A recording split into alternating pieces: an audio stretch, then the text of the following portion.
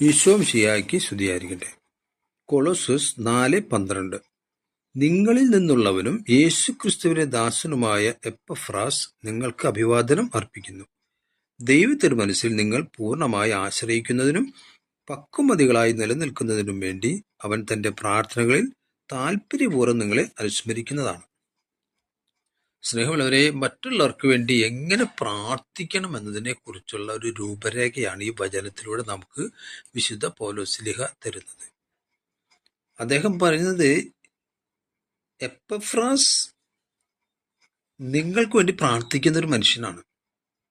അവൻ എങ്ങനെയാണ് പ്രാർത്ഥിക്കുന്നത്? നിങ്ങൾക്ക് വേണ്ടി നിങ്ങൾ ദൈവത്തിരുമനസ്സിൽ പൂർണ്ണമായി ആശ്രയിക്കുന്നതിനും പക്വമതകളായി നിലനിൽക്കുന്നതിനും വേണ്ടി.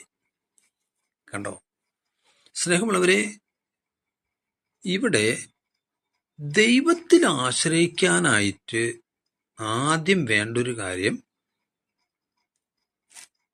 നമ്മുടെ കയ്യിലൊന്നുമില്ല, അല്ലെങ്കിൽ നമുക്കൊന്നും ചെയ്യാൻ സാധിക്കില്ല, ലോകത്തിനൊന്നും ചെയ്യാൻ സാധിക്കില്ല, ദൈവത്തിൽ മാത്രമാണ് സമ്പന്നത നിലനിൽക്കുന്നത് എന്ന് ആദ്യമേ നമ്മൾ തീരുമാനിക്കണം. അങ്ങനെ തീരുമാനിക്കുന്ന ഒരു വ്യക്തിക്ക് മാത്രമേ ദൈവത്തിൽ പൂർണ്ണമായി ആശ്രമിക്കാൻ പറ്റുകയുള്ളൂ. അങ്ങനെ പൂർണ്ണമായി ദൈവത്തിൽ ആശ്രയം വയ്ക്കുന്ന വ്യക്തിയെ ദൈവം പക്വമതിയായി വളർത്തും. കണ്ടോ, ഇതാണ് ഈ ശ്ലീഹ തൻ്റെ സഹപ്രവർത്തകനായ എപ്പഫ്രാസിലൂടെ നമുക്ക് തരുന്ന കാര്യം. പൂർണ്ണമായി ദൈവത്തിൽ ആശ്രയിക്കുന്ന വ്യക്തിയെ ദൈവം വഴി നടത്തും.